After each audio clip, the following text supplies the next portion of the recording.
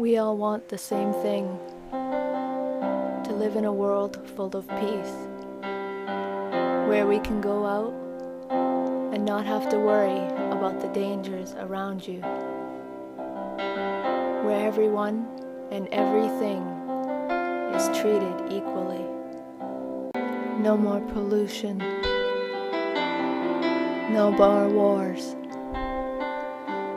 Everybody wants this. But nobody wants to explain that removing these worries are far more complex than you can see. March 5th, 2012. The company Invisible Children uploaded a video to YouTube titled Kony 2012. Kony 2012 is the title of their campaign, which goals are to gain supporters, raise awareness, raise money, as well as a goal to have one of the leaders of the LRA captured. And even though this video did touch a lot of people, there's just a few little problems. This video is misleading.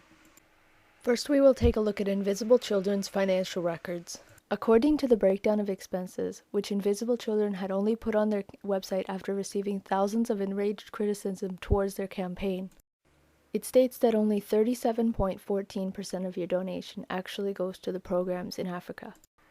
These are the amounts for 2011, but let's go back in time to 2006. In 2006, Invisible Children focused on their bracelet campaign, which got Ugandan people to construct bracelets to sell to American supporters. They say this was to create jobs, since most jobs only paid them less than $1 a day. But what I really want to know is, how much money did Invisible Children pay the Ugandan workers? Let's take a look at their financial record. In 2006, they only spent 28.54% on the actual programs. The 2007 report states that they spent 44.82% on the programs. But wait a minute. If you read carefully, it says that $1.2 million is pending implementation for next year. This brings the actual percentage spent in 2007 down to 31.42%. Even the Better Business Bureau's charity standard states that in order to ensure that the charity spends its funds honestly, the charity should spend at least 65% or more of its total expenses on the program activities. There are also many other companies, just like Invisible Children, that spend on average 30% or less on the actual charity. Luckily, all charities aren't like this. There are many real charities that actually care and save lives. In 2009, the Red Cross spent 85% of their funds on the actual programs. Another key trait of a charity that's only in it for the money is that the employees get paid, and often it's ridiculously high salaries. The CEOs of Invisible Children, including the creators of Kony 2012, get paid almost $90,000 a year. That's $90,000 from your donations into their pockets. I wonder what the cute little African children, who Invisible Children claim they want to help, would say if they found out that their donation money was not just used for their hotels, meals, plane tickets, full trips across the globe, but these people actually get paid a lot of money to do it.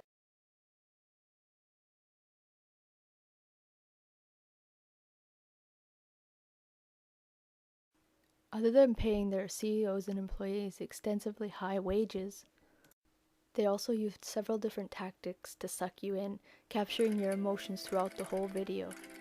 They start by building a relationship. Jacob is our friend in Africa. Fear. At our home, we can be abducted by the rebels. Emotion. The movie then builds suspense. To stop the rebel group, the LRA, and I'm about to tell you exactly how we're going to do it. It then builds your emotions into a state of mind where you want to help, and shows you what possibly could happen if you were to help. And that was providing education. We created jobs.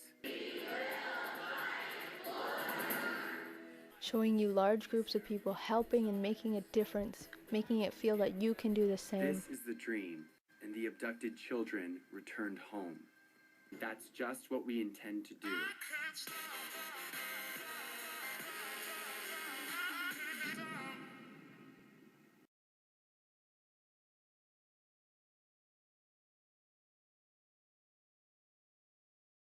What makes Kony 2012 different from other charities is, but it also forms a relationship. It can make you feel like Jacob is also your friend.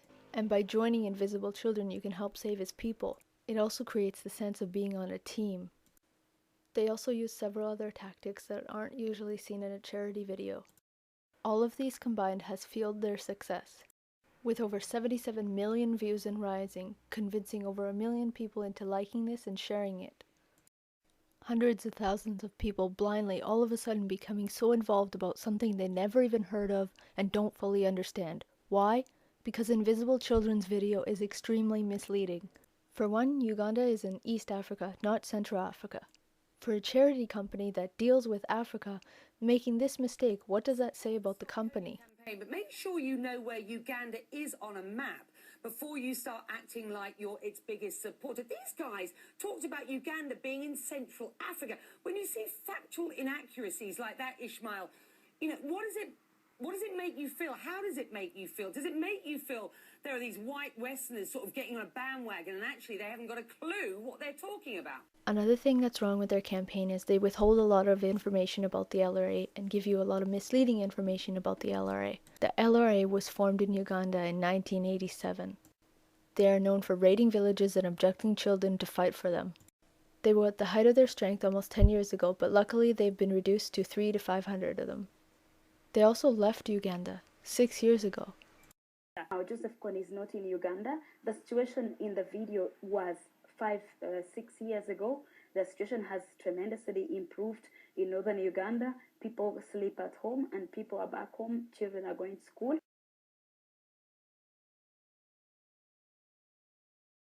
If Kony is so hard to find, then why is there a video of them interviewing him?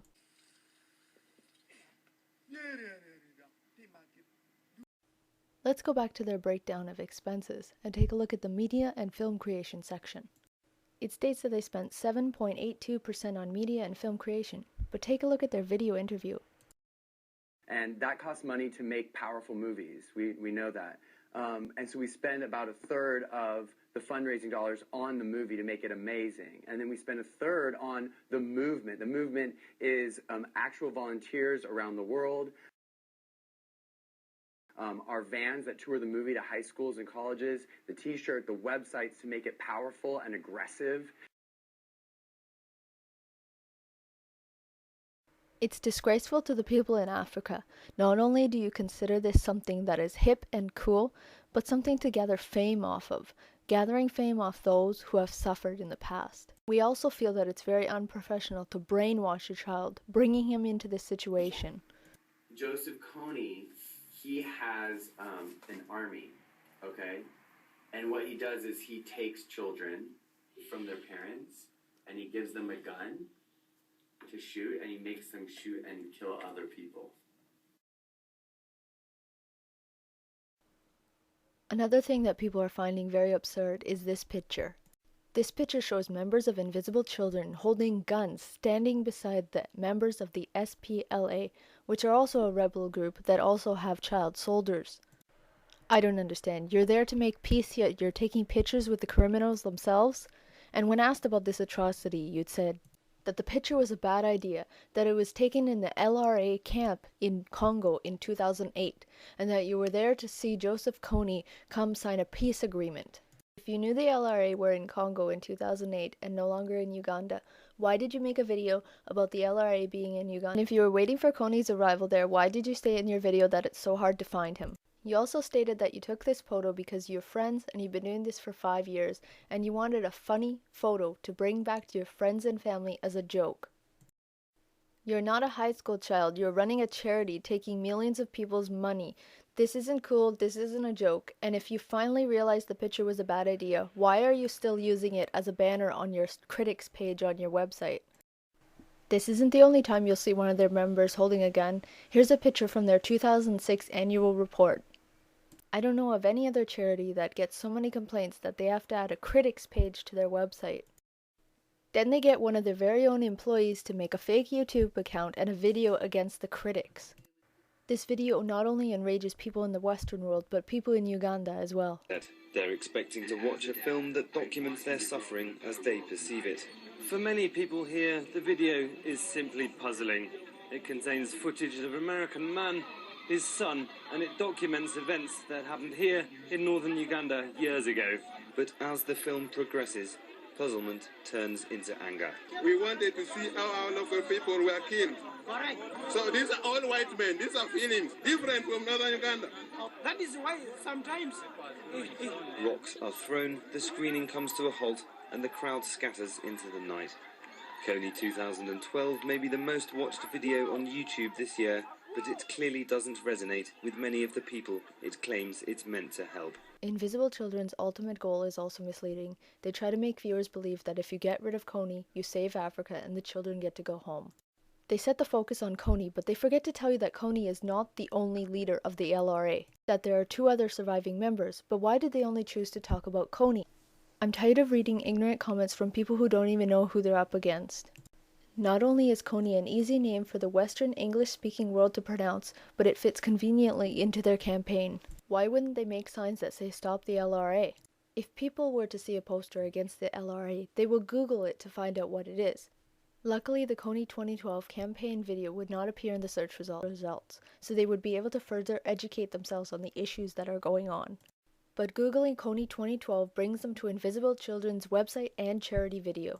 The problems going on in Africa are very complex, and Invisible Children takes advantage of the fact that most people, especially young people, don't have any idea about Kony or the details of what's going on in Africa.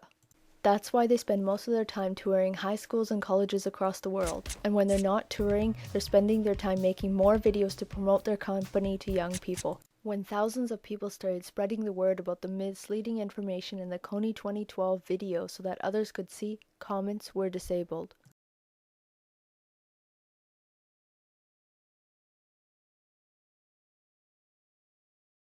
It's clear that Invisible Children wants to silence us and doesn't want others to find out what is going on.